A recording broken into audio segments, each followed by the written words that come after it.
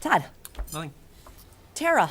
Well, I guess we have Thoroughly Modern Millie will be at the high school Yes. Saturday night. It's not Friday night, right? They changed it from Friday because the kids needed more practice, but it'll be Saturday and Sunday matinee, and then next weekend as well.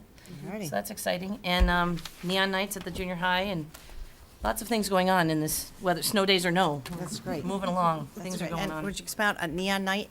Neon Night is an activity night for the 7th and 8th graders at the junior high, and they have games and many activities and dancing and food and inflatables and Dance Candy. Dance Revolution and candy. And candy. But it's a really fun night for socializing and And getting to ping know pong each other. against the principal, which Mrs. Lemke started, I think. Or was that you? That was you too. Oh my gosh. So it should be a nice Way weekend. back. I'm a good ping pong player. Ping pong. I must have missed that. Wow. Oh, I really missed out. it was a big one. Absolutely. Ping pong's in gym. Absolutely. In case you're bored that night, you may want to stop by. Are you up to the challenge, Mr. White? I am. They're good. They're good, Brian.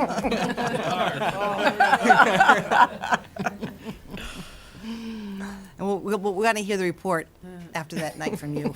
Okay. Mike, Unofficial Nothing swear. tonight, thanks. Aaron, I do. I have a couple of things. In your folders, you will see, as Brian just spoke about, students are making their choices. The new program of studies for Simsbury High School is out, as well as the insert. This is probably 7 or 8 years that we've been putting this learning clusters booklet together. It only gets better as the years go on. The detail and the depth that our department supervisors put into it has really, I think, been a nice tool for students and for families to really be looking at the opportunities available at Simsbury High School. So very well done. Again, Martha Hogan is a big piece of pulling this together for us. So that's a copy for each of you. Just on, we had a grammar subcommittee group of teachers working together, 12 teachers representing grades 3 through 12. Led by Georgia Robert, who is our English Language Arts Department Supervisor at the high school. And we're looking at creating the grammar scope and sequence from kindergarten all the way through 12th grade so that we can really develop common language and common expectations and the expectations of what should be learned at each grade level as they progress through the levels. So I spent about an hour there today, and just the 12 people absolutely engaged, and I think the product will be outstanding once we're finished with it. It's an update to what we've done in the past, obviously. And another exciting piece, we had 26 8th grade girls, girls in engineering session at Simsbury High School today. 26 8th graders went from 7:30 this morning till 10:30. Met with Johncia Litwinick and Wendy Koo up at the high school. They had opportunities to use some CAD software to tour the facilities and to actually sit in on an engineering design and development course. Pretty exciting. This is the 4th year. I think, Sue, you started that when you were there. And Johncia, when I spoke with her about it today, was really excited. And the girls were excited to be able to get to participate in that. We also had 2 representatives, 2 women from Alstom, the Power Generation Transformation Infrastructure Corporation in Windsor.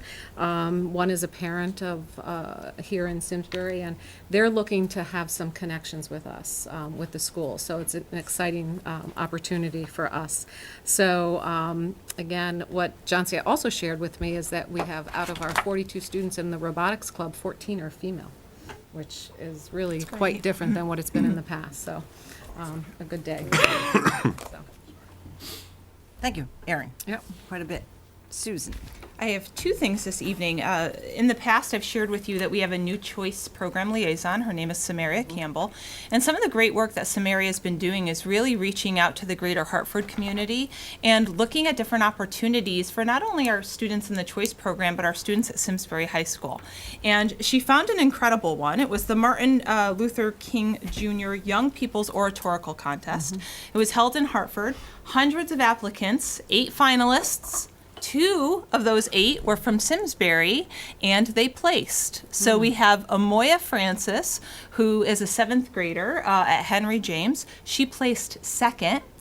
Big cash prize associated with that, and Chelsea Perkins, an 11th grader at Simsbury High School. And the topic was, how can today's youth reclaim civil rights? So they had to develop their speech. They had the opportunity to work with a coach, and then they had to deliver the speech in front of a large audience, judged very critically, and we came away with 2 award winners. So very excited for those 2 young ladies, and want to thank Samaria for her great work in finding this opportunity for our students. Who are the coaches? People within the Greater Hartford community that have volunteered their time. It's sponsored through the Alpha Phi Alpha fraternity of Greater Hartford, and they get a lot of community members and companies to kind of go in and participate with them and work on this collaboratively. So we're excited, and I think this is going to be a nice tradition for our students in Simsbury to participate in. On that line, we always honor our students, before us with presentations and things. It would be nice maybe to have the 2 students come before us and just give a little quip of what they had love that. said. Absolutely. That would be great. That'd be great. Absolutely. I got to read Amoya's speech, and it was extremely powerful. that's And great. Chelsea was very excited. I saw her before the contest, so I'm sure they would love to do that. So I'll certainly invite them, extend that invitation. The second is, in your packets, you will have a press release for our Simsbury students excelling in scholastic art. So another banner year for Simsbury in this regard. We had 17 students, bless you, selected in grades 7 through 12. Again, this is our annual Connecticut Scholastic Art Award program. 8 of those 17 received Golden Key nominations, which means that they will be assessed at the national level and have that chance to compete. So in another board meeting, certainly I'll have the interim art supervisor, Cindy Rem, come and show us some of that work. I'm just so proud of the accomplishments, and certainly a credit to our entire K-12 program, and really beginning those blocks early and carrying that through with multiple levels of choice and ways to go into deeper depth into their art instruction, but it yields great results. So wanted to share those with you this evening. Great. Wow. Thank you. Burke. Impressive. Just one item tonight. I wanted to update the board to make sure you were up to speed on the fact that we were part of the emergency planning for this most recent storm that wasn't as big as we thought, fortunately, and turned at the very last minute. We were part of the planning process. We were prepared to open up an emergency shelter if need be. We had building maintenance and custodial staff, as well as food services staff, ready, to be a part of that process. And I want to thank Steve Twitchell and all of the building and custodial staff for getting things ready for opening back up on Wednesday. Good. Thank you. Always great to be prepared. Mr. Curtis? Yes, one thing, we attended the CREC legislative breakfast last week, and it was an opportunity for us to speak with legislators, hear from other superintendents about any proposed bills, any of the challenges that we see as we move forward in our work. 2 topics that were really brought up in a very consistent manner were excess cost funding for special education, which we've talked quite a bit about at our Board of Education, and providing local districts the support they need to budget accurately and help to support those services.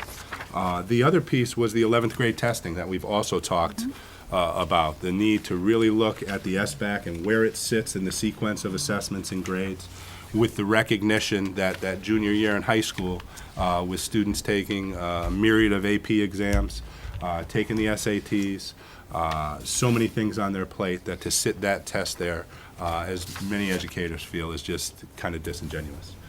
So I know that is gaining legs, that's gaining traction. The conversation around an alternate assessment is starting to come into play. They are rewiring, so to speak, the SAT to align with the core standards, and that may be an option in the future to discuss. That's an assessment certainly that about 96% of our students take already. It doesn't take up the amount of time. that an SBAC test would take. So there'll be more on that front to come. It won't happen this year, unfortunately, but there were a lot of voices out there. We support student assessment, but when we pile it all into one place on kids, I don't think we're making the best decisions for them. So strong voice around that, which was nice to see. I met as a follow-up with John Hampton early this morning and just kind of reiterated those 2 points from a local perspective in belief that our board is supportive of those things as well. So. Oh, good. It was well attended and last week, and as I'll just reiterate what Matt was saying, that the special education is going to be a big agenda item, and we heard it loud and clear from many superintendents and also from some of the legislators that they need to hear from us. So again, every year it seems that it's brought up before the Ed Committee and Appropriations Committee, but that special ed, and I had a chance to meet with Representative Andy Fleshman after for a bit and talk about this, and this is one area that they're going to be tackling on, because they do realize that as we go forward in budgets with our districts, that they've heard loud and clear. Right. And this is also part of the ed reform that we've moved from the past 2 years, 3 years, and here we are now, hopefully going to be seeing the sense of urgency with this. The other piece was the correct legislative agenda that the correct council had put forward, similar to the CABE and NCAP's legislative agenda, but the priorities are actually the predictabilities for the school districts, of course, the formula for this, the SPED excess cost grant, also for the closing the achievement gap. So you all have the copy of these. You should have an email of these in coming from CREC, but these are just some areas that, as we move forward, testifying before the legislature, I know I will be testifying in 2 weeks before appropriations on some of these areas. So again, we're there to fight the fight, and hopefully our legislators will hear what we have to say, because again, it's going to be another tight year, and education may be a recipient of some cuts, as much as we hate to see that happens, but the word on the street is that there are going to be some areas that we're going to be very concerned about. So I also had opportunity just to sit in very briefly on, as you know, there's so many task force and committees going on, and this is the Moore Commission of Regional Efficiency on Special Education Select Working Group, and we are represented as CAPS and CABE on that group. But so there were a few of the recommendations here that are about 7 pages long, if not, and these are just recommendations, and hopefully they will have the final report by the end of, it should have been by the end of this week, that they will have to deliver to the legislature. So more on that. This is more on the Moore Commission. This has been going on. This is through Representative Sharkey, who started this about 2 years ago. So they have to have the final report delivered, and that will also affect what's going on within the special education. So more on that to come. All righty. Moving along. I just wanted to correct myself. I said today was January 27. Today is January 29th. This is a rescheduled meeting from the meeting that was canceled the other night due to snow. So just for our viewing audience and public out there, today is the rescheduled meeting. All right, we'll move on to recommended actions, administrative appointment, Exhibit 1. Great. So thank you, Lydia. This really puts a smile on my face. I have the pleasure tonight of recommending to the Board of Education that we appoint Sue Lemke to the position of Assistant Superintendent of Pupil Services, and that would be effective on July 1st, 2015.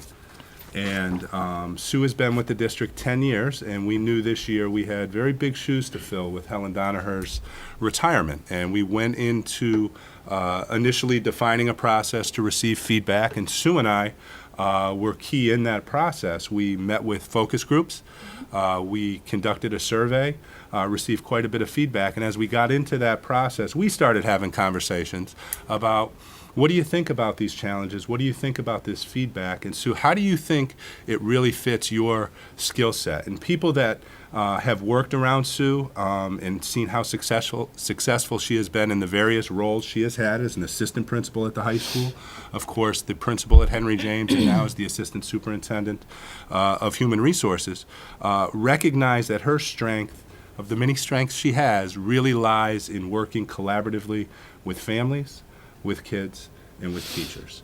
And I believe that this position really gets those things back in her wheelhouse, so to speak. So this is an incredibly important position. As we know, from a programmatic standpoint, we have many diverse programs. From a financial standpoint, it's almost 20% of our budget or so. So there's a lot of responsibility that comes with this job. I think it's a great opportunity for Sue and certainly is wonderful for the district. So I know we've had conversation about this, but I would ask that the Board of Education appoint Sue to the position of Assistant Superintendent of Pupil Services effective on that July 1st, 2015 date. Very good. Thank you. Do I hear a motion? So moved. Second. Second. Any discussion? Just grateful that we're going to have you in that position. Thank you. Wonderful to have you there. Thank you, Mike. It suits your strengths, and I think it will be great for all parties. And we couldn't think of a better person for that position. We really Thank do you. appreciate that. All right, with that, all in favor? Aye. So this is certainly big news for the district. So we will have communications that will go out tomorrow morning to our staff, to our parents as well, and a press release. To all parents, To correct? the newspaper, to all parents, absolutely. I do a monthly letter, so my monthly letter will actually be about this and about this shift in our central office. So I know that when we make one move, people have questions about what is to come. And Sue will no longer, come July 1, oversee the Office of Human Resources. So it's an opportunity for us to really look at that office, look at other responsibilities in the district, and really align what we want that office to look like moving forward. So that will be a conversation we will be having in the upcoming months. Yep. Congratulations. Thank Very you. good. Congratulations. All righty. Sue, would you like to say a few words? I just want to say thank you for the confidence that you place in me. I do have very big shoes to fill, and am just very excited to continue the work that Helen has started through her leadership and really enhance the excellence that's already a hallmark of Simsbury Special Education. So again, thank you, and I can't wait. I'm really looking forward to it. Very good. So, and as you said, it does continue the excellence in special education. So, good. Congratulations. Thank you very much. All right, we are on to Exhibit 2, acceptance of Board of Education member resignation. And all right. Wait, I don't have that. I'm sorry, I was in the wrong area. All right. As you know, Mr. Chris Kelly submitted his resignation from the Board of Education to the town clerk on January 12th, 2015. So board bylaws the board bylaws state that the board member resignation, upon receipt of board member's written resignation to the board, will be considered the resignation request at the next regularly scheduled meeting, coinciding with or the next following receipt of written resignation. The board will then accept the resignation by formal action and declare the board position vacant unless the resignation is withdrawn anytime prior to the board's action. So, anything else to add, Mr. Curtis? No, Mr. Kelly was at our last meeting when I think we took the time to thank him for his years of service and the great work he did, and I know he'll continue to do great work for the town. Very good. So, do I hear a motion? As he's sitting on the Board of Selectmen, I think it's time to make a motion to remove him from the Board of Education. Do I hear a second? Second with regrets. All right. Any further discussion? We will miss him. We most certainly will. And we wish him all the best on the Board of Selectmen. It's nice to know that he will be still very close with us. With that, all in favor? Aye. Aye. Motion passes. Thank you. We are now on to election of the Board of Education Vice Chairman. All righty. As you know now that we've accepted the resignation of Chris Kelly, that we are now at the juncture point of electing a vice chairman to replace him. And with that, I would like to ask for nomination. Sure. It's both an honor and a pleasure to nominate Mike Wade as Vice Chairman of the Board of Education. We all know Mike is a longtime member of the Board of Ed. Mike has also been a member of the Personnel Negotiations Committee for many years, and with his background as an attorney, has been a big contributor to that process, that important process. And prior to that, he was a served the town as a member of the Board of Finance for many years. So great to have him and nominate him to the position of vice chair. Very good. Do I hear a second? Yep, I am happy to recommend Mike Wade for vice chair. I've known Mike Wade all of my life. We grew up together with our parents, in tow with our parents as they volunteered for boards and commissions, and it's nice that we were able to do it ourselves. His dedication to Simsbury is obvious by his commitment to the Board of Education and his Board of Finance and other things in town that he's part of, and I think he'll do a great job as vice chair. Very good. Thank you. Any further discussion? All right, in his abstention this evening, Mike What happens did when you miss a meeting? notify us today that he could not make the Board of Education meeting tonight due to A change of schedule. change of schedule and also because of his work responsibilities. So with that, do I have a vote? I'd like to have a vote. All in favor? Aye. All righty. Motion Now passes. you need a motion to elect. We need a So motion? I'll- Yes, I would I'll like- up with the motion to elect Mike Wade I'll as second it. vice chair. Good. Any discussion? Seeing none, all in favor? Aye. Motion passes. So, Mike, we know that you're not here. You probably can't even see us or hear us, but congratulations. What else can we appoint him to? So, actually, Be some vacancies, come on. yes, so anyway, I will not be here next week for the budget meeting, so Mike Run the meeting. will be chairing the meeting, so. anyway, Baptism so- by fire. Absolutely, so, very good, so. All right, congratulations, Mike. We are now on to Exhibit 3, approval of minutes of the January 13th, 2015 meeting. Do I hear a motion? I make a motion, we approve the minutes. Do I have a second? Second. Any discussion? All in favor? Aye. Motion passes. Thank you. We are now on to Exhibit 4, the appointment to the Suffield Regional Agri-Science Center Consulting Committee. Great, I'll take that one. Thank you, Lydia. As many of you may know, we have students that participate in their schooling at the Suffield Regional Agri-Science Center in Suffield, which works in concert with Suffield High School. And it serves many of the towns in this local area, Avon, Canton, Granby, and so forth. And for many years, they've maintained an advisory committee made up of participating towns. So I received communication from both the chairman of the Suffield Regional Consulting Committee and the director of the Suffield Regional Agri-Science Center, and they have requested that Miss Susan Lighton, and I believe Susan is here tonight. Hi, Susan. Thank you for taking the time to come out. Much appreciated. That Susan, who is a Simsbury resident, and I believe has students in our school system, which is great, and is active in the 4-H and active in our community, be recommended to sit on that advisory board. And I just want to thank you. I think it's great that you're making the commitment to participating in that way. And from what I can see, this advisory committee has an important role of providing suggestions and feedback to the program, a program that's been important to our students. We have, I believe, 2 students there right now. So thank you very much for your willingness to be involved, and I would ask the board to consider a motion to have resident Ms. Susan Lighton as a member of the Suffield Regional Agri-Science Center Consulting Committee. Very good. Do I have a motion? So moved. Is there a second? Any further discussion? Thank you very much for Yeah, your that's great. volunteering. Yeah. Thank you. Good. Much appreciated. Makes a big difference.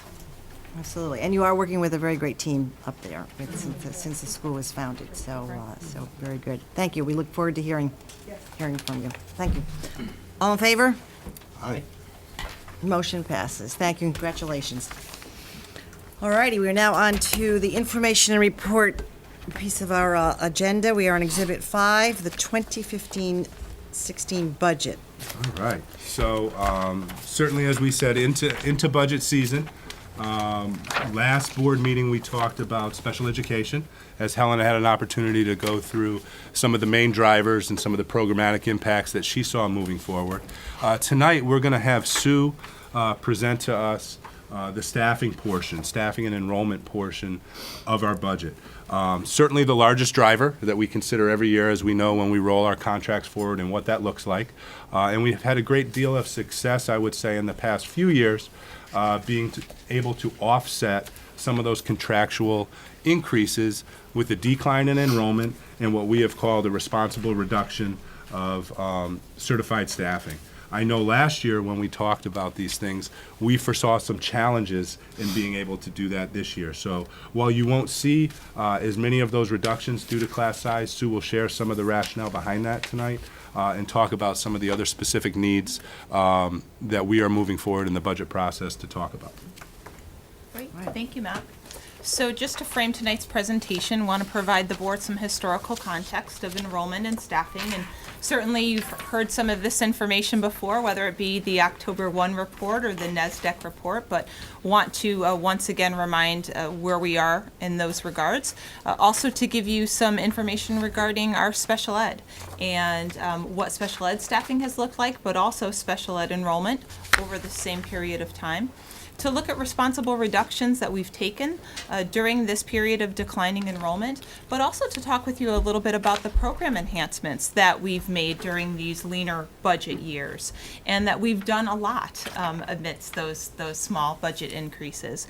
Finally, to talk about some class size issues. We've shared those with you before, particularly at Henry James, which will lead into our staffing proposals that, again, you will see in Matt's presentation, but we wanted to give you a flavor for those this evening, and to look at staffing and its overall impact on the percentage increase of the operational budget.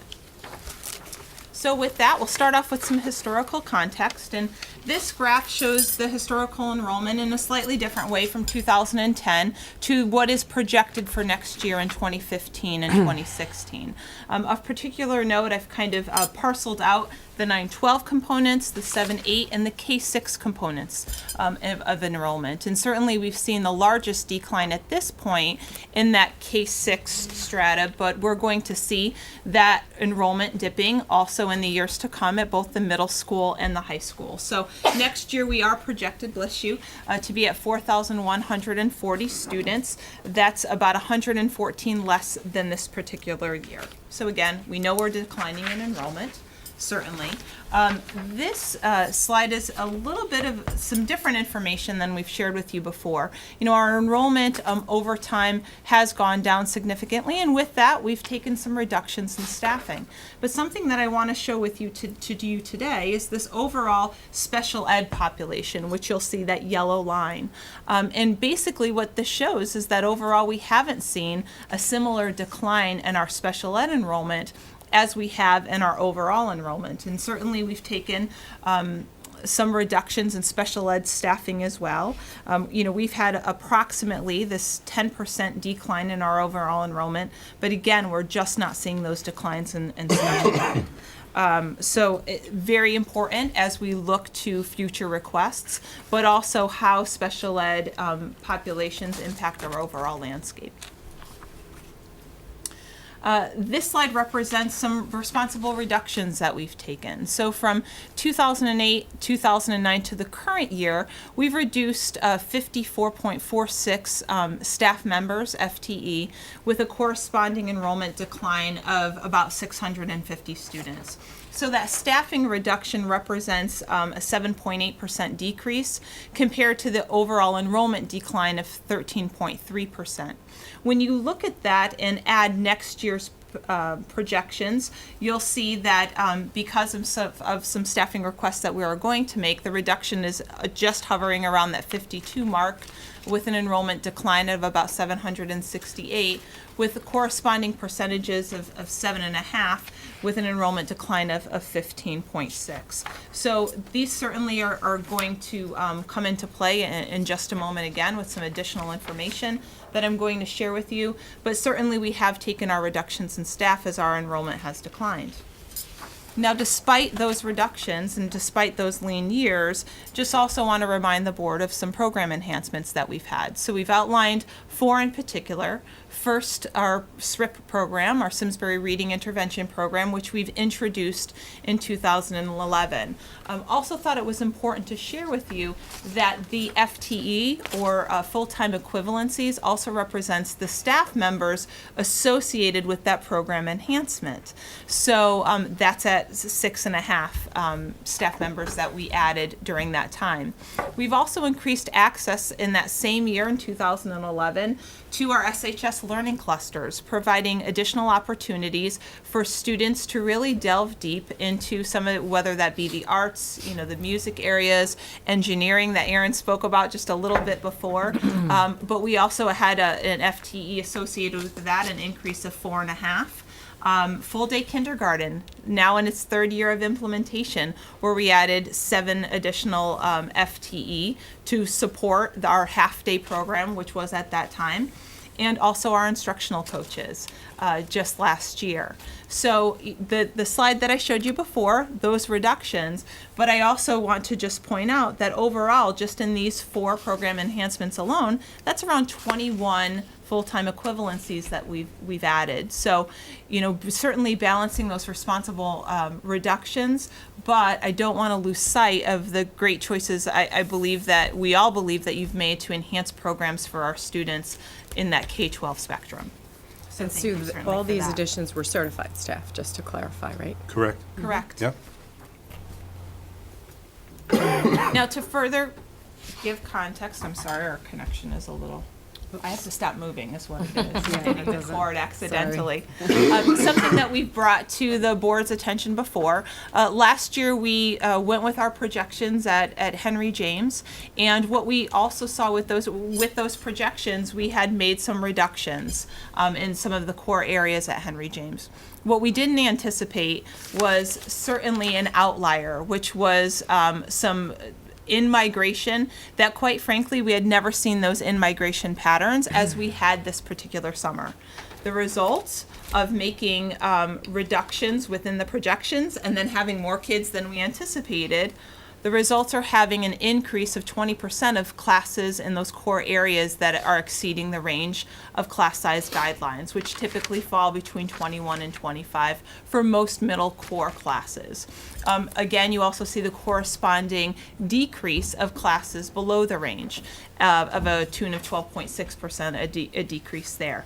So what you're going to see in just a moment are some staffing requests that will help to address some of those situations that we now have at Henry James. So I would just say, these are concerns Brian, who's here tonight, shared with us during his kind of annual report time, and I had an opportunity to go with Brian and meet with his staff and kind of hear them out about some of the challenges they feel that some of these larger class sizes have created.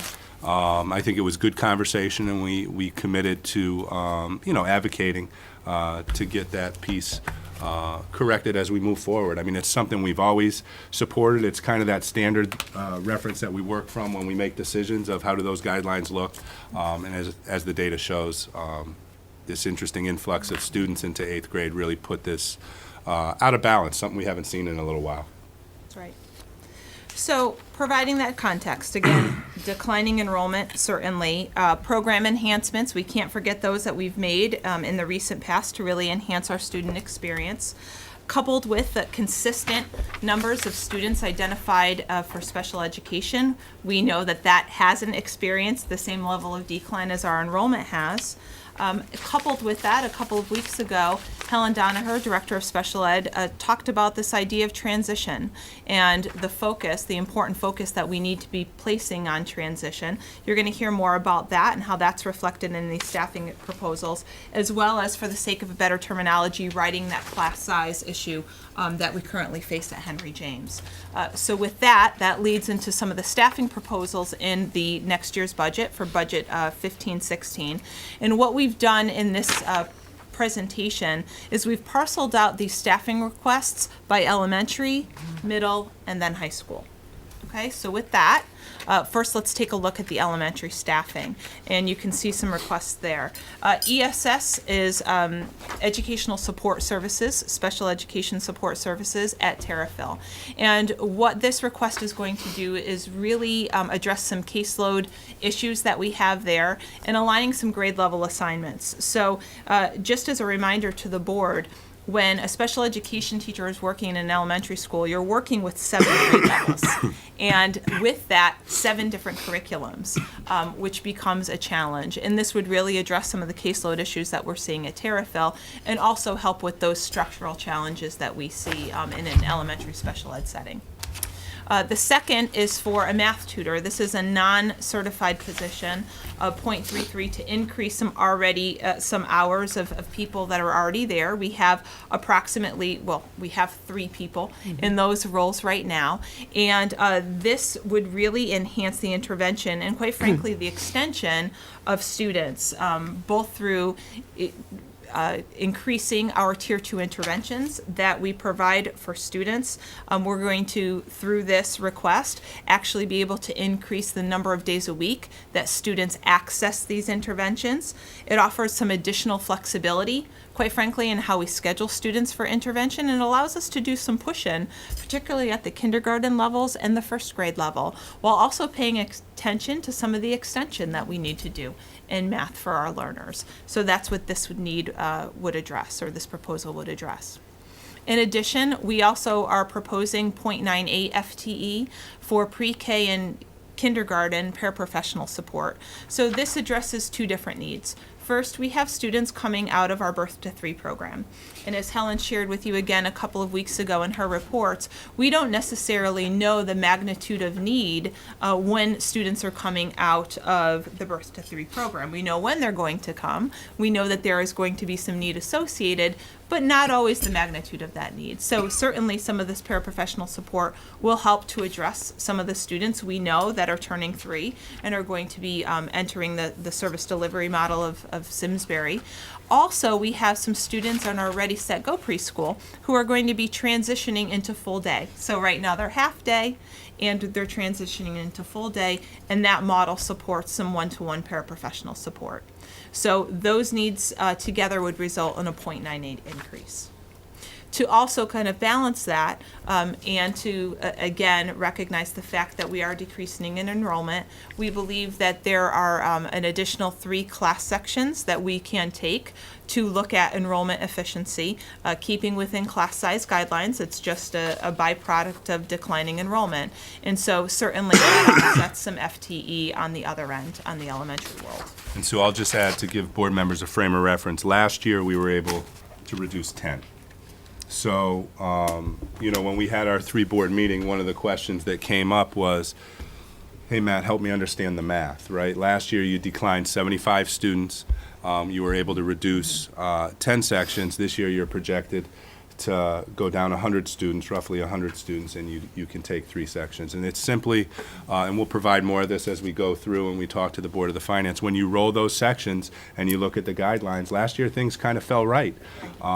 We're projected to go down 50 some odd students at the elementary level. When you take 5 schools and then you take 7 grades in each school, you're really not talking about huge declines across grade levels. So, but just as a frame of reference, in our ability to kind of, from a starting standpoint, come in at reductions, we just don't see that this year.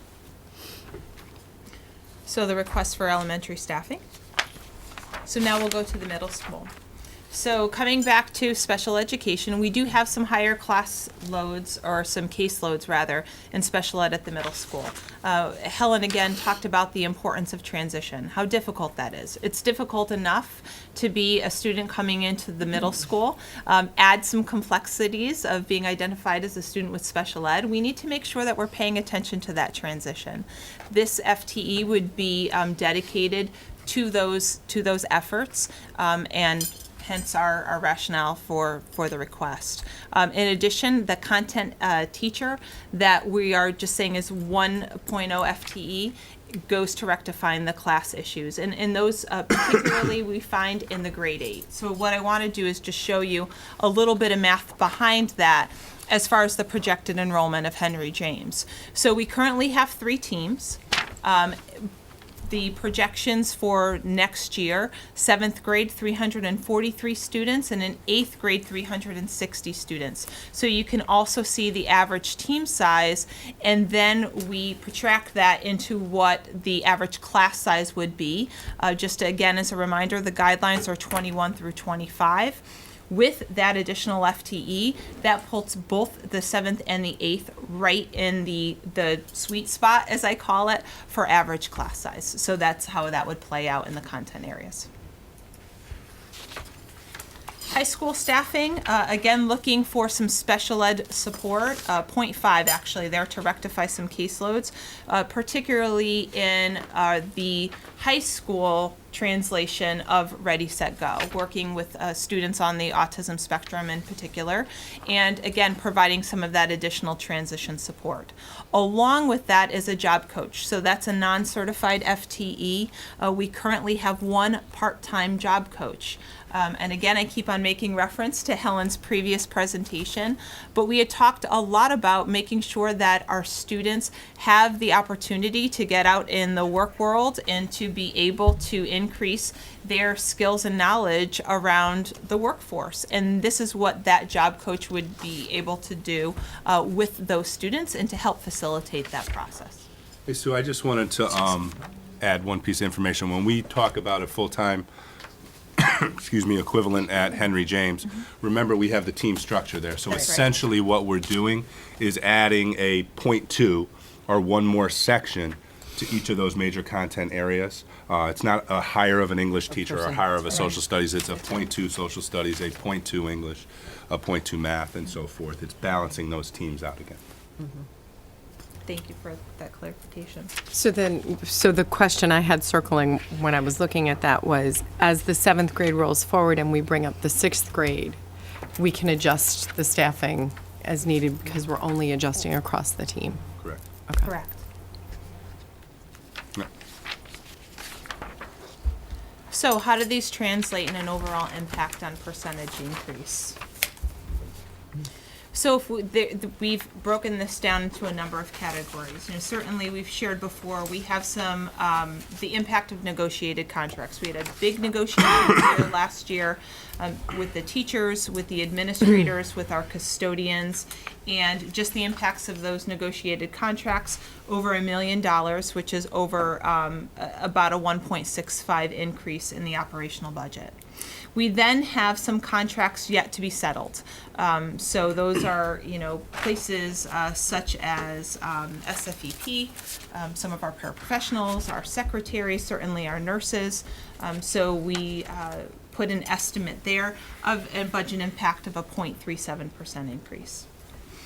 The certified staffing that I went into great detail on the previous slides, our special ed staffing, as well as the 0.2 in those different areas to equate to a 1.0 FTE equals about $234,000 with a 0.36% budget increase. And then the non-certified staffing, special ed transition, so that includes both the job coach that I spoke about, as well as the pre-KK paras that I went into detail, and the math tutor. So that's just under $95,000 with an increase of 0.14%. To offset some of that, we're also estimating some retirement savings, about 7 retirements this year. So that offset is about $175,000. Again, we derive that number. You have someone that's kind of on the higher end of the contract scale, and we estimate conservatively, not bringing in someone at first step, but somewhere in that mid step. So estimate those savings at $175,000 for a decrease in 0.27%. And to put a dollar amount attached to that elementary section decline that we just discussed of 3.0 sections, to the tune of a reduction of about $234,000 with an estimated percent decline of 0.36%. So overall, the pluses and the minuses result in a $1.2 million increase of a 1.89% increase of the overall operational budget. So certainly a lot of information to digest. Again, information that Matt will certainly be coming back to in his presentation in a couple of weeks. But, coming back to this theme, we really want to make sure that we are continuing the great schools that we have for each and every child. So with that, I'll take any questions relative to staffing and enrollment and budget impact. Any questions from the board? very conclusive report, gives us a little baseline of where we are moving towards as we start our budget workshop next week. All right. It's just interesting when you look at the pieces of data that Sue demonstrated today, and we know that contracts are the largest driver in our whole budget. Burke, I don't know the exact percentages. It around contracts and benefits need to be probably about 80%. But when you look at these numbers, the fixed contracts that are already in play with the reserves are really 90% of the whole number that you see here. So it's just interesting to kind of put those things in perspective relative to the flexibilities you have. Thanks, Sue. All right. Moving on to our next information report, we are on Exhibit 6-year capital improvement plan. That is Mr. Leclerc, and Mr. White's going to help out with that a little bit, too. Yeah, Brian, why don't you go ahead and join me here. You should have a second administrative draft number 2 that we're going to present on a PowerPoint some more detail about and discuss primarily really the first 3 years of this 6-year plan. And we want to start out with, in year 1, reviewing that overall, when we started this first roll forward, we're actually down several $100,000 in this first year, the 15-16 year, in the overall dollars requested. Primarily, that was the movement of the tennis court replacement project to a forward year. And so again, this is the year that voters would be asked to vote on at the end of the town's CIP process. And you have one more meeting after this to discuss what you're comfortable moving forward to the Board of Selectmen. So the first project, just working from the top to the bottom, is a $200,000 funding request for district network infrastructure improvements, primarily. Just go back here. That is the bulk of it is really on switching upgrades to get to 10 gig for our overall backbone. And so that really would be the vast bulk of the cost, about $135,000. We have some server replacements. There's 4 servers that we need to replace, and some wireless enhancements, as well as an update of our web filter, which is part of the CEN connection that we get from the state.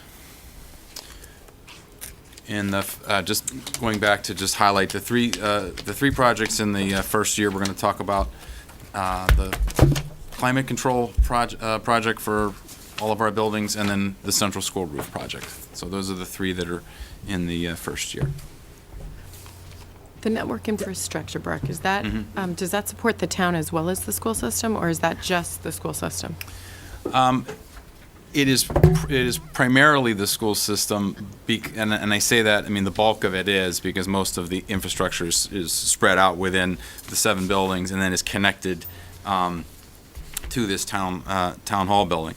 Okay. So the town actually shares the email exchange server, and so that connects back to the high school. So in the sense that we're improving the overall network, the town shares, and we all do support each other in that. Okay, action. I was just curious. We're going back, you said 135,000? The bulk of the bulk of cost it. of the 200,000 is Right. that first bullet, which is upgrades to the switches to improve the speed. Right, okay. So that's the 135,000, the bulk of it in that Yeah. first area, okay. Okay.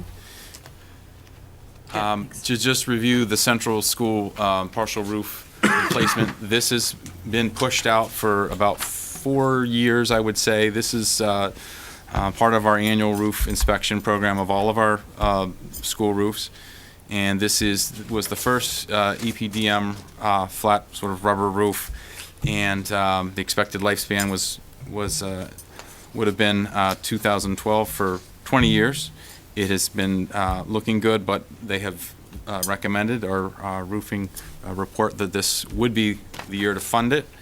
Working through the state process, we have partial reimbursement from the state. So going through that process, it's not a project that would happen until 2016 if it was funded, and that cost is $770,000. And we've had that reviewed again, and we're still comfortable with that cost. And so essentially, it's Roof will it's hold sort of for the middle. another 2 years? For what? The roof will hold for another 2 years? Well, we would look for at least another 20 based on our experience. But yes, it will make it through. Okay. It will make it through. We trust you. So those are two that you've seen before. Now this climate control project, we talked last time about, we've increased the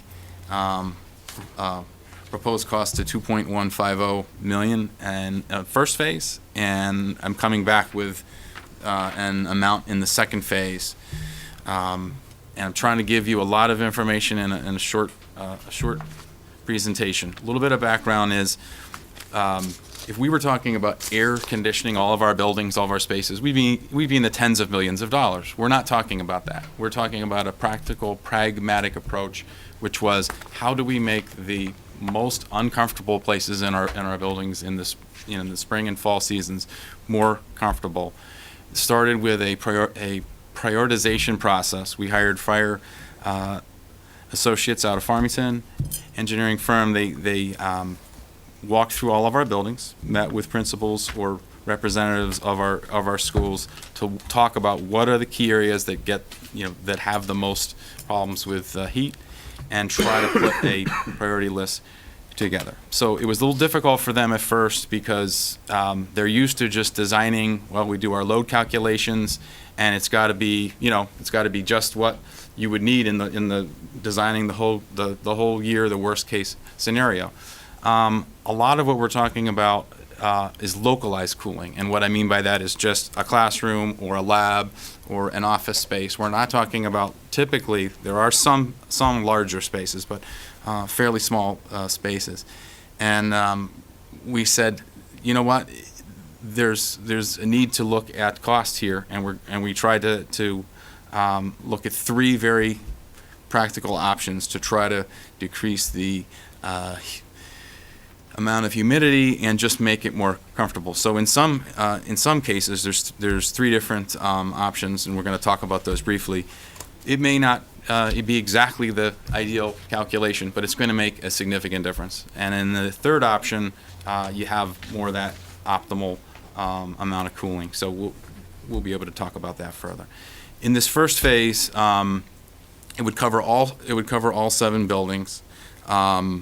And we would be able to do the third option, which I'm going to speak about, which is called a ductless split. In most cases, that would work for these localized cooling areas.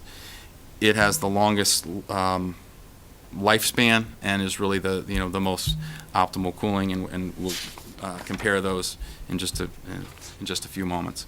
With that same amount of money, we could do at least one gathering space at Henry James or Simsbury High School. What we can't do is the auditorium that would have been the first choice of the high school principal. It's over $1 million. So when you're looking at a whole budget, a 2-phase program that is roughly $3 million in its totality, to have one space take up a third of that just didn't seem realistic. So it's not even in this scope. Right. The second phase would essentially allow you to consider some other larger spaces at Henry James, whether it be the newest wing there, the art and music wing, or you could possibly do the gym area. We're going to talk a little bit later about the Henry James Phase 2 project, I want to assure you that that library media center area would be air conditioned. So that's something that Brian and I spoke about, that would be one of his priority areas. So that's outside of this scope. This is for just existing spaces. At the high school, the cafeteria would be a potential area. It's also very, very costly. What isn't as costly would be the new gymnasium, because there's an existing air handler type unit, and it can be retrofitted at a very reasonable cost to add AC, and that would be important when we're trying to make decisions about graduation, how to handle whether or not we're going to be indoor. That's something that would benefit a lot of folks in those key types of situations. So let me go to the next slide, and I know you may have a lot of other questions, but this is a quick approach. The first option would be the least costly. It seems simple to people. You just put an air conditioning unit in the window, and you're all set. How can that cost a lot of money? Well, we're looking at commercial grade units, but there's a lot of the cost involved in upgrading the electrical system. So that was part of the value of bringing the engineers through and really looking at it comprehensively, of trying to have the infrastructure ready so that we could add these things safely. So some of the pros being the cost there.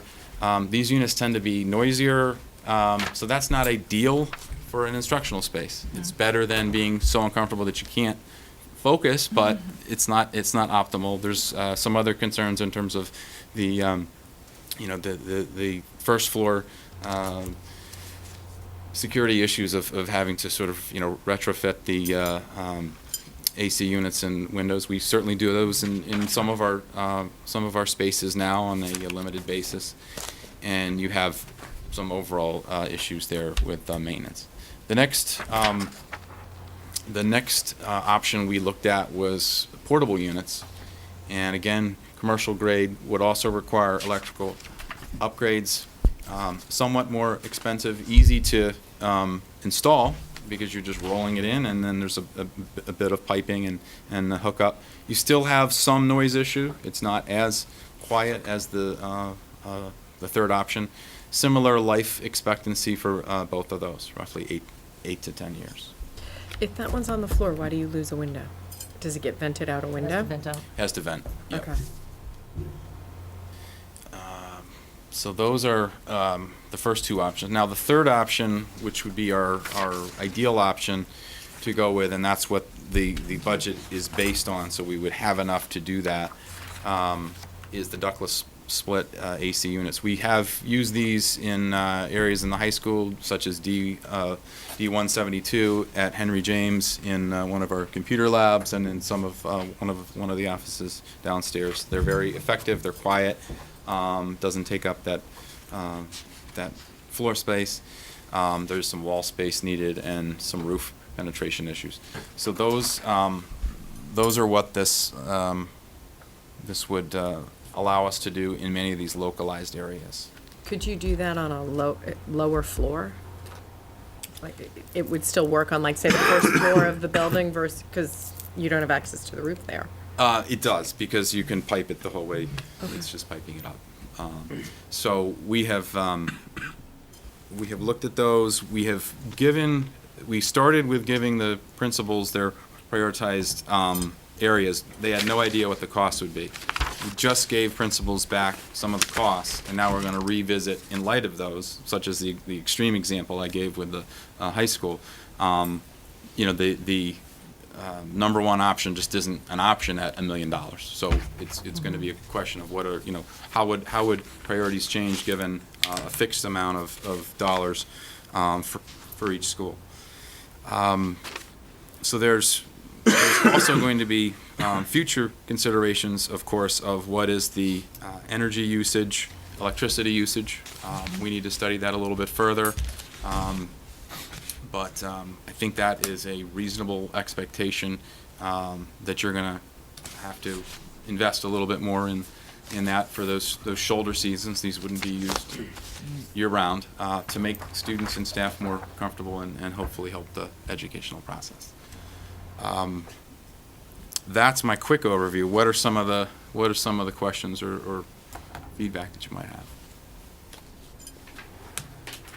One question, looking at the three of these, and I like how you have the graphics on here, is there any way you would be doing, or thinking of doing a split of all three in particular areas? You mean sort of a hybrid? Yeah, would There- that be a There are consideration? a few cases smaller cases where we may say this, a window unit is the best fit here, portable is the best fit there. But generally, I think the ductless split, the cost difference, just to give you some sense of magnitude, would be roughly $1 million worth of options for the window units, not quite 1.2 million for the portables, and about 1.5 million for the ductless splits. So in the scheme of things, when you're talking about all of that work in 7 schools, multiple classroom spaces, again, not the complete floors, but key spaces, it is I think reasonable to spend some extra dollars to get something that lasts longer and is more ideal and more suited to those spaces and feels a little bit more permanent. What is our ultimate goal for each school for cooling centers? For schooling centers, I mean, I would define it again as the goal was to make those areas that, when we measure temperatures in those peak times, tend to be the most above, what seems to be reasonable. So the goal is to really improve the warmest spaces. We're not saying every classroom will be no higher than X, because that would, again, if you look at the 3rd floor, we looked at the 3rd floor at Simsbury High School. We had them calculate out, doing the entire 3rd floor, 2.3 million. I mean, it's just not something that you can in the overall capital plan, as we're going to talk next. We've had a real difficult time just getting, this middle school project talked about that's been in the And do we have planning exhaust stages for a fans long time. at the high school on that 3rd floor? I mean, are there exhaust fans? Are The there? new construction, was that somewhat more suited to it? It was not, I know, I wasn't here then, I know that it was contemplated, it was not part of the design, so it's very expensive after the fact, right, Mike? It's very expensive to retrofit this kind of stuff. And so, one thing I failed to mention earlier is that in a few of our cafeterias, such as Henry James now, we've had good success with the large ceiling fans, and in fact, we have a few of those for cafeterias here. I've just not highlighted those because they're very small dollars in comparison. So it's not all, the air conditioning, but mostly it is. There are some exceptions of fans for large spaces. We looked at the high school, when we did the high school renovation and expansion, we looked at air conditioning, and it was just cost prohibitive. There's no way to do it. I think what Burke's laid out here is a reasonable sort of compromise, I guess. We'll never get to the point where we can air condition all our buildings, but I think what we're trying to do here is as I said, a reasonable compromise. I would be very against window units or the freestanding units. The only thing I would do here is a ductless split. Okay. Well, I'm glad to hear I your think input on that. any other solution will just drive us nuts from a maintenance standpoint. They're not long-term solutions, and it's money, in my opinion, money that would be Security wasted. too. It'd be wasted money. The stuff, the other portables and so on, the window units are just a waste of money. Well, and then I go Well, I back would- to the conversation last week about the windows, and now you start messing with the windows, and if there is asbestos and other things there, then what are you doing if you're Yeah. trying to do window units? In a commercial building, the ductless split is the only answer to any kind of additive air conditioning for something like this. The one thing that would be helpful, I think, Burke, is if we could get some good data on interior temperatures in some of the schools and some of the classrooms.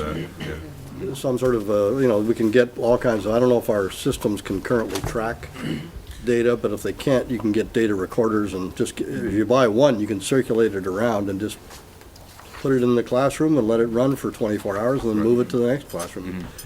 They're relatively cheap, they're a few $100, and I know it'd be that. great to have a fair bit of data on, because we talk about the schools being hot, but We have it. what does that mean, for how many days a year? And Right.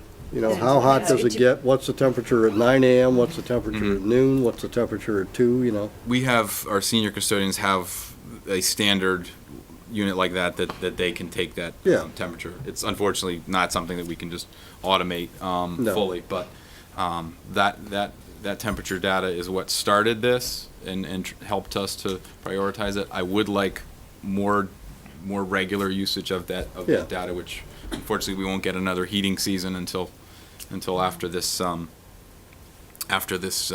Cooling season, is that what we're? another cooling season, another Hot season. Hot. hot period of outside time, again is what right. I meant to say. It's not going to get hot enough to cool down until after the budget process.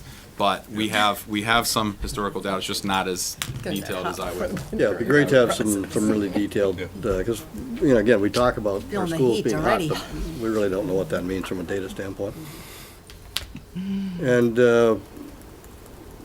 what about some of the bigger fans that I know we've talked about in the past, I can't remember what we decided to do with that, but there are some Right. very large, very well-designed. Yes, the ones at Henry James Cafeteria do work well. We have them as potential for cafeterias at Latimer Lane, Squadron. Those would be options that would improve things there. You know, we also had them look at some of the larger spaces. I mentioned the new gym at the high school. That cost estimate is about $77,000. That's by far the most cost effective of those large spaces, and then it goes up considerably from there. The cafeteria is about $500,000 at Simsbury High School. That's what their estimate is, and those are based on RTUs or air handling units. Right. A much Yeah, different process. the right answer, ultimately. The Right answer. Yeah. So it will be an ongoing process if we're able to get this funding. You know, we can finalize the priorities in each space. One thing I do want to note is that if this is funded, we wouldn't be able to really start until the fall of 2015. So we really not get the benefit of it until that spring of 2016. 16, right. Just don't want to get the expectations. We're Right. starting in August this year, too. Thanks, Bert. Right. So that's year 2, and then, I'm sorry, that is phase 1, year 1. Up next, we're talking about the second year of the CIP, phase 2 of district network infrastructure, and we've talked about the climate control. I'm not going to detail into those unless you have questions. I wanted to start the presentation with Brian about the Henry James Phase 2. So, we have, again, just to go back briefly with history, we had a cost estimate done several years ago when Sue was still at Henry James, and we had conceptual design work done. The cost estimate was roughly $10 million. We broke out the front portion of the main office. That's the project that we're in design development now that you're going to hear about at your next meeting. You're going to see the status of those plans. And since that time, we've asked them, we've had a second review. The major difference from the last conceptual design was, rather than going to a second floor to add the space, we're going back to a ground floor footprint, and we're going to show you some of the rendering of that. From a cost point of view, the last administrative draft, you saw something that was around 11.7 million. I am rounding up based on a newer version, which I can share with you for those of you after the meeting who want to dig into those details. It is about 12.5 million. They're the same basic elements you see here: the science classroom aspect, the library media center is the new square footage. To sprinkler the rest of the building we're about 50% there, that's a key aspect of this. But as we just discussed as a part of the hallway renovations on the first floor that we're trying to do with the main office, we would also have to think holistically about the second floor, really renovating all of that hallway space. We've also included a new elevator because it's original to the building, issues with that. One of the reasons also we've looked at a larger footprint area for the library media center. And lastly, thinking about how this project would really get constructed. They've estimated it's an 18-month project, and because it can't all be done in the summer, we really have to think about swing space and how we would have to deal with that with students within the building. So there's issues like that that have really been added in the detail of this cost estimate that bring us to roughly $13 million.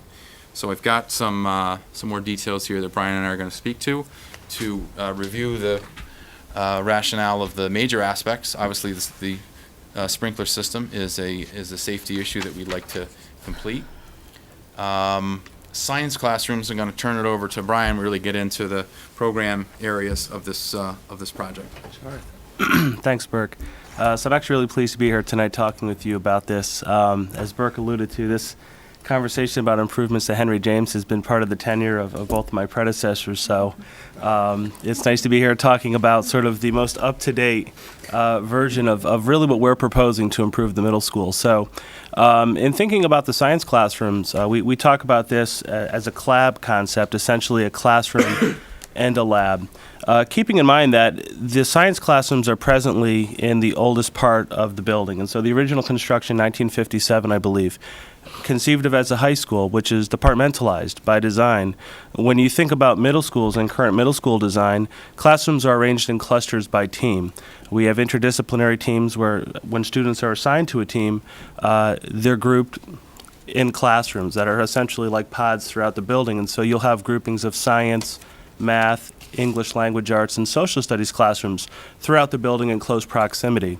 We're able to accomplish that with a lot of how our space is allocated, but we can't quite achieve that with our science classrooms because of where they're presently located, as well as all the infrastructure that goes into a science lab. And so part of this proposal not only allows us to really update our facilities and modernize, which is desperately needed, but it also gives us an opportunity to really look at the floor plan of the building and relocate some of these areas so that they are in closer proximity by team.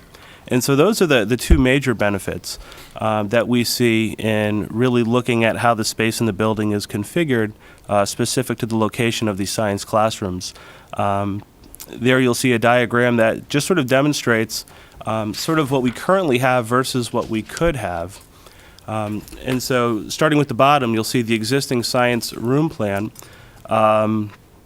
does not allow for lab stations. And so currently when you go into our science classrooms, very traditional, I mean, probably the way you remember them from when you were in high school. You have essentially enough room for desks and seats. There's a demonstration table at the front where the teacher can sort of model or demonstrate lab experiments. And that's really about it. I mean, we do have some other resources in those rooms, but not much. With a CLAB concept, it gives you enough space to have that demonstration station at the front, enough seating for students, but also a collaborative space where kids can really get out, experiment with labs, and have those resources directly in the classroom. It's just a much more conducive arrangement to the way that we currently teach.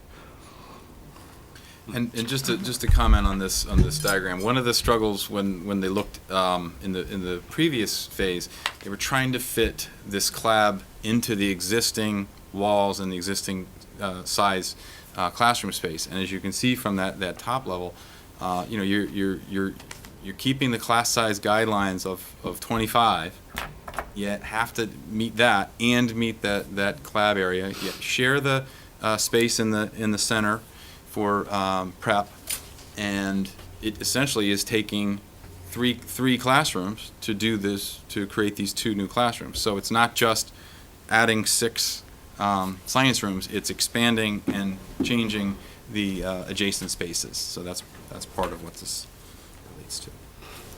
How much more expensive is it by moving them to cluster with teams? I mean, does that make a big difference in the cost than renovating the ones that are existing? I don't think the delta is that significant. Part of what this plan does is it stacks the. You'll see a diagram. I'll skip down to it for just a moment. You'll see a diagram. The green spaces. This is the first floor. So you see 3 in the front of the building, 3 science labs, and then on the second floor. So the utilities are stacked, and that's part of the cost to keep it more reasonable. Going back to, did we finish science? Okay. I think so. And then the next area, the most significant new space would be the media center. Sure, and so this is probably the proposal we're most excited about, and it's definitely a resource that we really feel that we need as a school. When you look at our current media center, and just to kind of give you an image, it's a little larger than 2 classrooms put together. I mean, when you consider the fact that we're a large school, we have just under 760 kids. Presently, our library, from just a very practical usage standpoint, we can comfortably accommodate about 1 class at a time. And even then, it's tight, just because when you factor in the stacks, how books are stored, tables, furniture, there's really not a lot of room. And so what we don't have is what I would regard as a true library, in the sense that you don't have a space where kids can comfortably collaborate, where you can have multiple classes at one time utilizing that resource. So that really has posed a challenge for us, and I think it's been a real limit factor in terms of the types of programming we can offer. Again, not having a large common space in a building of our size to accommodate multiple classes at one time for instructional purposes. Something I touched upon when I spoke about the science classrooms was this notion of collaboration, and I think teaching and learning increasingly has become more collaborative in nature and will continue to be more collaborative in nature. And so when we think about the importance of that from an instructional standpoint, this is truly a space that we feel very strongly that we need as a building, especially when you think about the way that we're asking our students to learn when they're with their teachers and when they're with each other. So that's sort of the biggest area that we really see as an area of need in our school, is really having a true media center. Just to speak to some of the points in front of you, so not only to have a larger space, but one that's flexible. We understand that as much has changed in the past 50 years. I mean, you consider, Henry James, 1957, the way in education we approach things has changed quite a bit.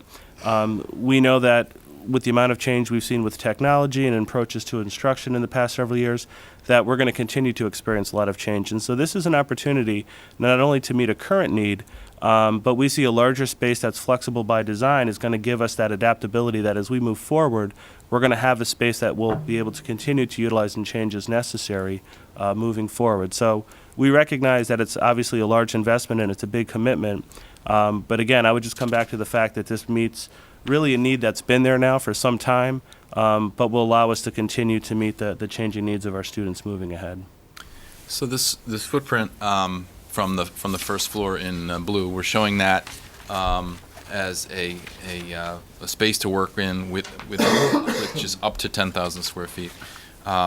Tomorrow we have an exciting conversation that's going to happen that Brian is hosting as part of this scope of work.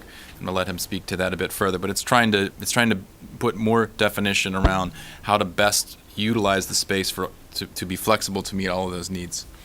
Sure. So tomorrow we're pleased to host a visioning session, and this is going to consist of a number of stakeholder groups. We have teachers, many of whom are on our Technology Innovation Subcommittee, many of our teacher leaders, department supervisors, teachers that are part of our Writing and Literacy Committee. We also have a panel of students that'll be participating in this session. And really, it's to share our thinking around what the current wants and needs are in a new Media Center project, but also to solicit feedback and input, to really give everybody in the school an opportunity to just kind of voice what they would want in their library.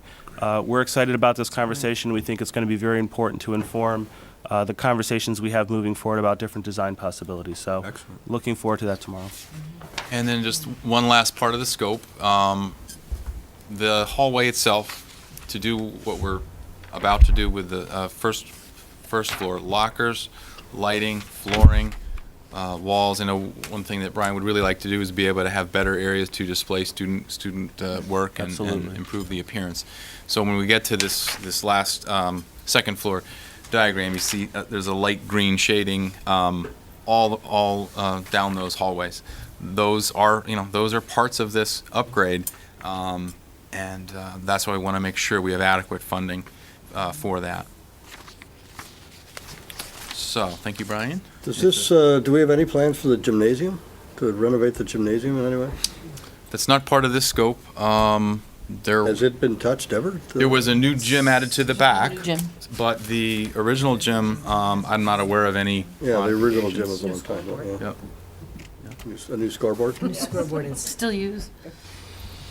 So yes, you could think bigger and you could renovate more, without a doubt. And we've been trying to start. Money, with money, the- money, people. Yeah, the bleachers are It's a original. tired school, it's just, Right. I get in and out of it quite a bit, and it doesn't show our school district off all that well, by any means now. And, it really, I've been on the board 14 years, we've talked about this every year for 14 years, and Right. yeah.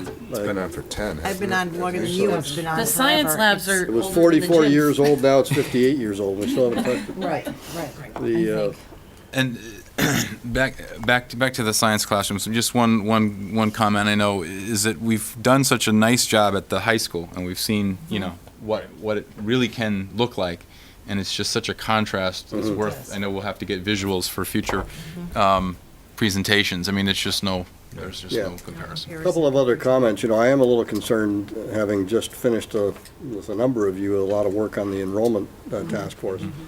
If the enrollment drops to the levels that we think it's going to drop to over time, do we need to add square footage to end up with a new library media center, or is there a creative way to incorporate it within the existing building envelope? Does that, by the way, I know that sometimes it's cheaper to build new than it is to try to convert.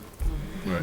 But it may be worth a look. It seems, I think, to the average taxpayer, it's going to be a little odd to be expanding the school building by 10,000 feet at a time when, that Right. people can see significant declines in enrollment. So I think we can make the case that it does make sense to do it, but I think we should look at whether or not there's an alternative. Perhaps the whatever you'd call it, the west wing of the front, could you convert most of that to a new library, two-level library media center, Be an interesting architectural question, but I think just before we get too far with this, it'd be interesting just to at least think that through Right. and have a good answer if the taxpayer asks us. I think Which really one of our goals tonight. I mean, it's in and out year, right? But we wanted to at least put it before you and show you some of the specifics we've been thinking about to get questions like that, so we can take a look and Well, make any adjustments. I think it's correct to say that we've had enough discussions with the Board of Finance about when some of the current bonding rolls off. Right. That there will be some capacity in the town's financial structure to take on a capital project of this size. So the timing is right, Right. and we've done a good job in working with the Board of Finance to time it that way, but I think we need to get moving in a fairly definitive direction, and I wouldn't want to do a partial job here. I think if the gymnasium should be included, I would be very annoyed to spend that kind of money and walk through and see the gymnasium untouched. If we're going to do this, let's do it in a comprehensive way. Right. Basically like we did the high school, I think. So I'd be, with those as questions to be answered, I'd be very much in favor of moving this thing ahead as fast as we can do it. I think the timing is right, and I just would like to make sure we really are doing coming up with a well-thought-out plan.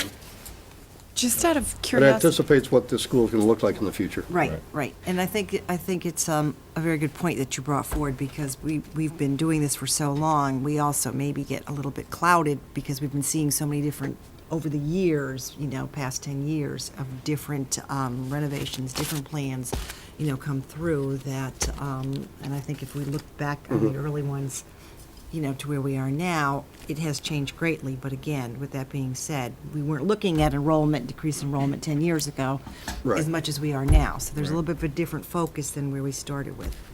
Susan? I'm just curious, and I don't know if you know offhand, what's the square footage on the media center at the high school? Just for comparative Great question. I don't know the answer offhand, and we'll definitely have that. In fact, Brian and I talked earlier about trying to compare, student per square footage for all Right. library media I centers. think that within the helps you district. Yeah. maybe kind of focus if you for people, just, people in town who've been through, walked through that square footage, it helps you kind of Yep.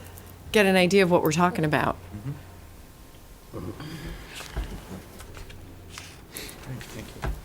All right, so that's year 2. Year 3, you asked, we spoke last time about some of the visioning conversations that came out of the 5-year planning with all of our buildings at the high school. We had a replacement in the 3rd year of our first turf field, and the cost estimate we've reviewed and updated that with BSC Group, which was the firm that helped us with our track replacement.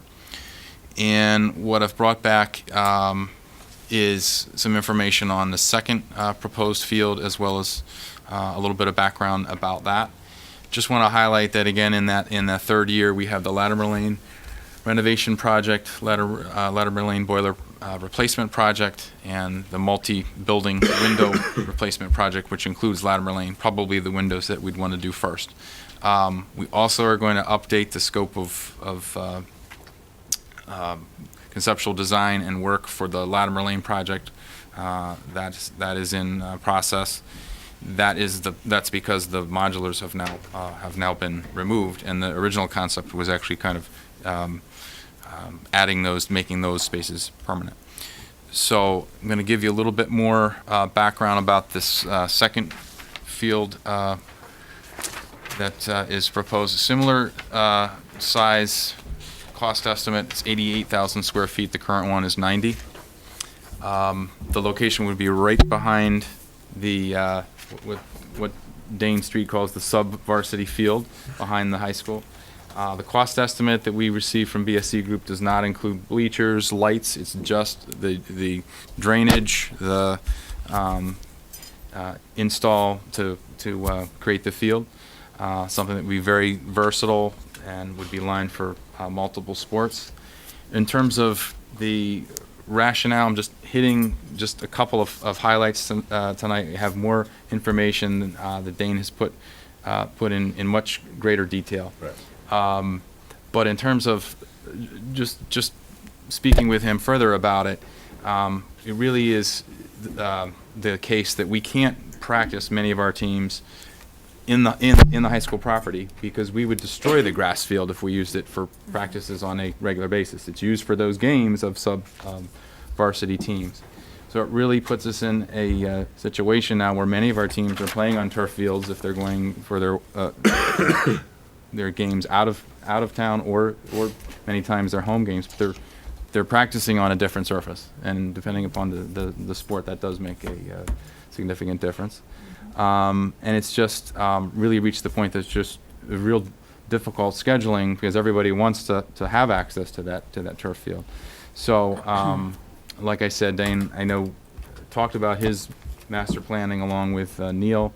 This is a little bit more background, and we've also asked them to give us some information about what our fellow districts are doing, and we are seeing more and more districts, including Granby, which just built two new fields. So we have to bring some more information forward, but just wanted to get your thoughts and questions.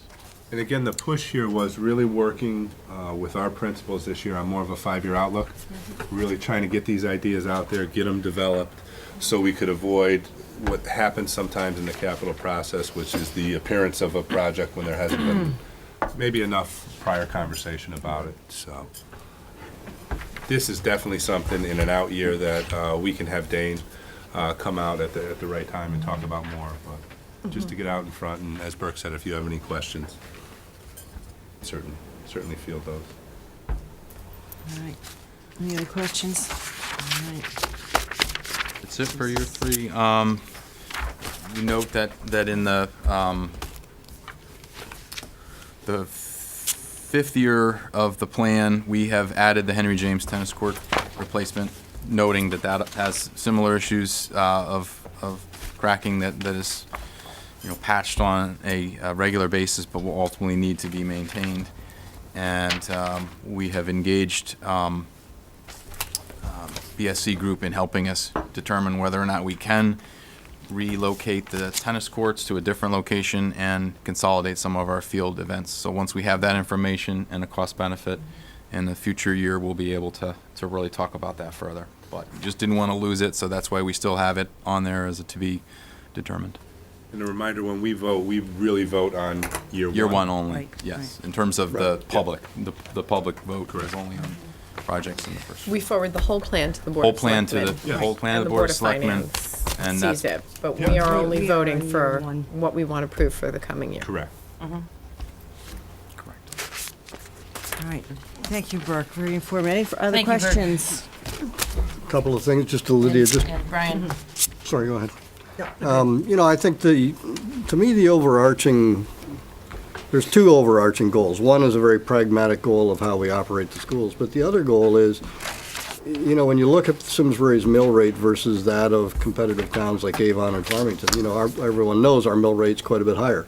So what's the value proposition if you're a homeowner and knowing someone who happens to be looking around and sort of shopping for homes, one of the drivers in the decision that, making process of people who are shopping for a home in a town like a Simsbury is the school system. It's a huge driver. It's probably the primary driver behind, value of the house for the price.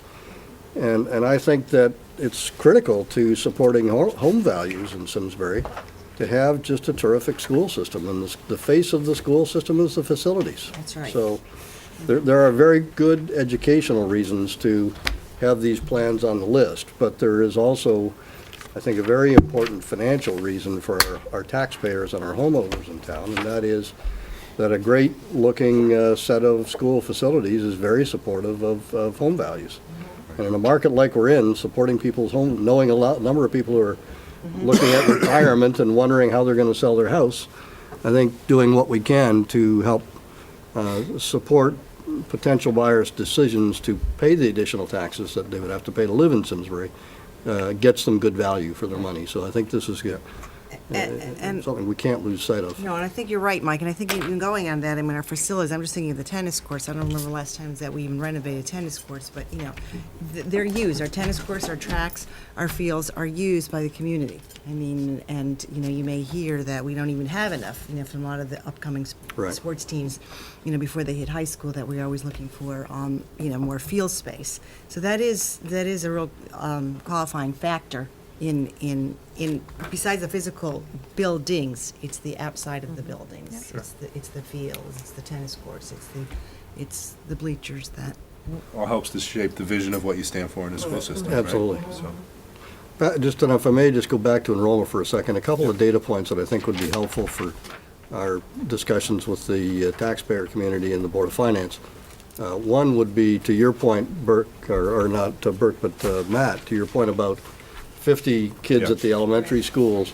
I think we really need to show the change between last year's enrollment by grade level by school Yep. versus this year's enrollment by grade level by school. That's the way people will be able to see that what you described as a change of 50 kids at the elementary level, but across 5 schools and 7 grade levels. correct. By the time you do that, you're talking ones and twos. And Yes. I think we need to be able to not a articulate to problem. people what that means. The other thing I would like to see, and this is likely to be a little, maybe a controversial topic, but if we were able to, and I realize that logistically it might not be doable, but if we were able to max out the class sizes, if we're running at 21 and we have a guideline of 25, if there were a way to say, okay, we want to run all of our class sizes at the allowable maximum under our guidelines, could we do that? Would that mean redistricting? And what would the savings be? Do you follow me? So, So it's a little here- bit of what we looked at Yeah. in the task force. I'm Right. just trying to frame my, Right, yeah, that's right. It is, you already have that. right, okay. we have something like that, Yeah, but, no, but here's the follow-on question. What would we have to adjust, what would the board have to agree to adjust class size guidelines by, at what grade levels?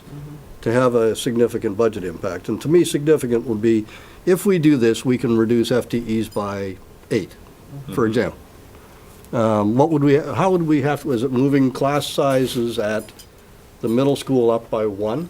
Going from 25 as a maximum to 26? That may be something the board wants to consider. We're going to be under a lot of budget pressure this year, there's no question. And, let's assume that 8 FTEs is roughly, with benefits and everything, call it $800,000. That's a 1.2% decrease in our budget, essentially. That's something that I think would be used to, good to know. We can work on that. Yeah. Can we have that at some point in the future meeting? We can, yeah. Thank you. All right. Any further questions? All right.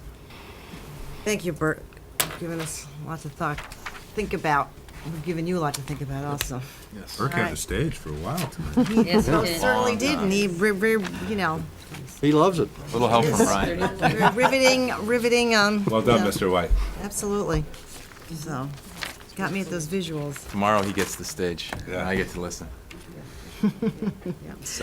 All right, we're now moving on to Exhibit 7, the 2013-2014 audit report. Okay. Had the opportunity to attend the last Board of Finance meeting where Bloom Shapiro presented in great detail about the audit to the Board of Finance. Our comprehensive annual financial report that's produced by the Town Finance Office, or CAFR, was finished up for the fiscal year 13-14, and the exhibit that you have in your package shows that we had a positive year for the town, including the Board of Education, and ultimately the unassigned general fund balance is about $11.6 million, and there was a small turnback or surplus from the Board of Ed side of $3,750, $2,800 from the public school portion, and $939 for the non-public school portion. As we recall, it was a difficult year, but we did make it in a positive year-end balance. The first page talks about that overall performance of revenues and expenditures for the town. The second page of the exhibit talks a little bit about the reserve fund for CNR. We see that the overall position is down a bit in terms of, it's, I believe, mainly due to the sort of the cash flow of these multiple year CNR funds for capital purposes. Overall, we received only a few management comments. It was an unqualified letter that they gave us, which is a positive thing. And the one comment that they made from prior year was to recommend the board and the town finish working on the development of a comprehensive accounting procedures manual. That's an ongoing process. Kira Sheehan, who's our accountant budget analyst, has really been focusing on working with the special, the student activity funds, getting out to all of the buildings, working on the procedures for cash management. As you recall, that was a supplemental audit focus this past year, so we're going to continue to do that. Some new comments. They've asked that we have a capital asset process that's more formal, I guess, and it's a coordinated process that we're a part of again. We have had an outside vendor, and our data is good, it's clean, but they're saying there really ought to be a more coordinated single system. So that's something that the finance office is, I guess, contemplating how they'd like to move forward with the town finance office. One of the last comment here, the final one covered tonight, is a fraud step hotline. That is a recommendation that a lot of districts and towns throughout the state are getting. Obviously, in light of some of the problems that we read about in Winstead and some other places. From from a data point of view, they've pointed out that a very high percentage of fraud on a national basis comes from tips. And in order to help encourage that, having a hotline that would be set up to allow whether it be staff or the public to provide that type of information, they think would be something that we should consider. So we're going to work with the town finance office on trying to implement that. Question, is this fraud tip hotline something that we would develop within our policy committee for Board of Education, or is this in conjunction with the town of Simsbury? Yeah. It would be a joint process is what they're recommending of, Okay. we wouldn't have two separate lines. We'd Okay. have one, we'd have But still, one. So we would have to work closely with them. all right. All righty. Any questions Good. about the whole? And we have copies of this, extra copies available of both the federal single and the state single audit for anyone who'd like to bring them home and look at them further. The I've got a revenue, few the extra. revenue variance, is the collection rate higher, or? I mean, there is always a built-in conservatism. This year it was a little less conservative, as you may recall. At the end of the process, the Board of Finance used a little bit higher assumption of collection rates. So even with that, there's still a positive variance there, and that's how they make sure that they maintain a set level of assets, That pretty much the reserves. difference, though, is that, we moved it from 96 to 96 and a half, and it was really like 98 or something like that. It's been historically much closer to 99 point Right. something. Right. And it was moved up, I don't remember the exact percentage, like 98. Quarter? Yeah, I know we. I think that's what we did. Yes. Okay. So that's, I don't expect a repeat of Not that, to but have that one was again. that was a significant change last year. Thanks, Burke. All righty, moving on to our last information report. We are on Exhibit 8, the quarterly budget analysis. Again, Burke, Just about cleared the room. you are. And, Not yet, puts not, this one See in how long they can strategic hold out. spots. that's it. We should put you at the front of the meeting next time. I think that fraud tip hotline's intriguing. My suggestion would be that in order to save the town money, we just ask Mrs. Cole if she'd like to take those calls.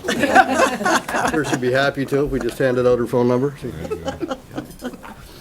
So our second quarterly budget review mid-year, we have just 4 areas we're looking to highlight in variance in terms of revenues.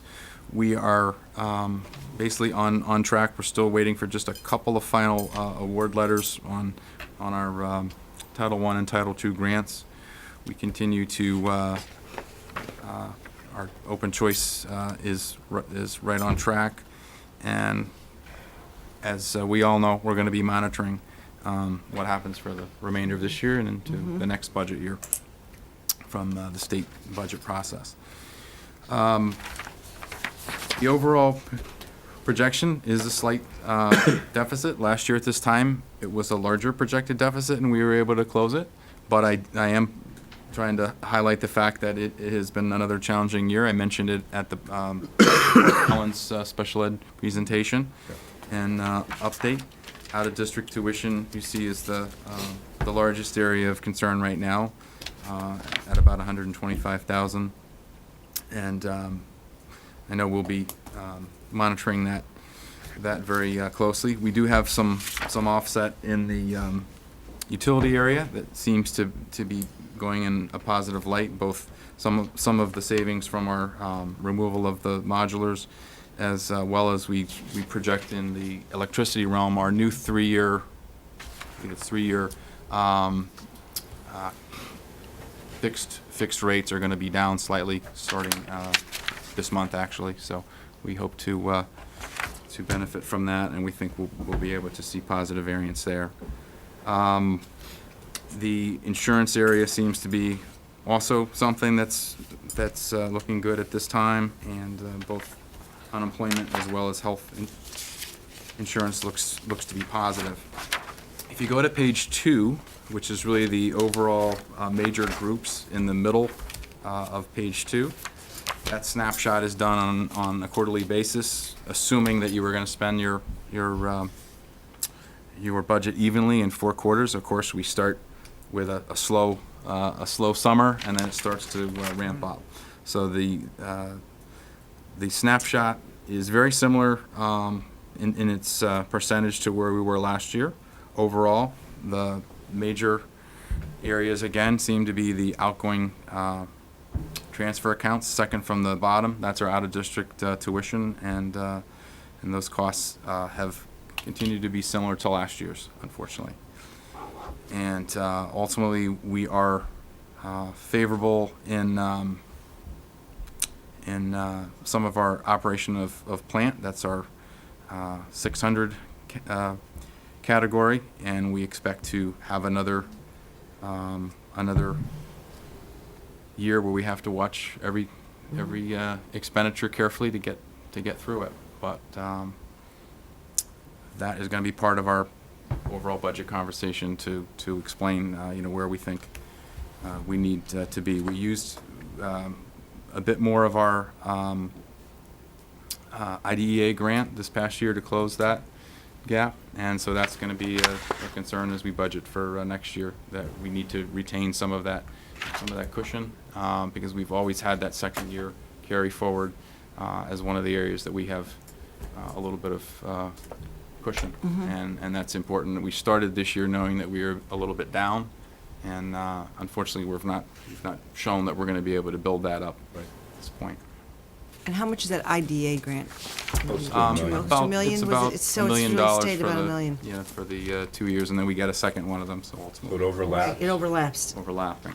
So at our workshop meeting, you'll hear more about the projections for next year for grants. And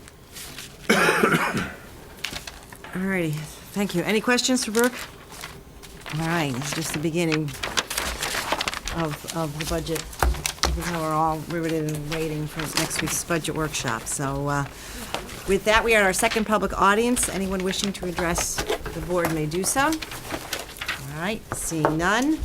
Our next meeting is next Tuesday, February 3rd, and that will be our Board of Education workshop. And as I mentioned before, and I'll mention again publicly, that this is the opportunity for residents to come to the Board of Education if they have any questions regarding the workshop processes that we will be doing. By all means, please come, and we'll be here to answer your questions. And also, it is an opportunity for residents to see what is going on as we in depth go through the budget process. Lydia, following each of these meetings, we'll post all these materials on the budget portion of our website. Yes, we will. All right. And with that, I would like to thank SCTV again for all their tireless efforts in videotaping all of our meetings. As we enter into budget process for the next 2 months, 3 months, SCTV is here very diligently. So they're on overdrive with the videotapes of our meetings. So again, thank you, SCTV, for videotaping and broadcasting to the public. With that, do I hear a motion to adjourn?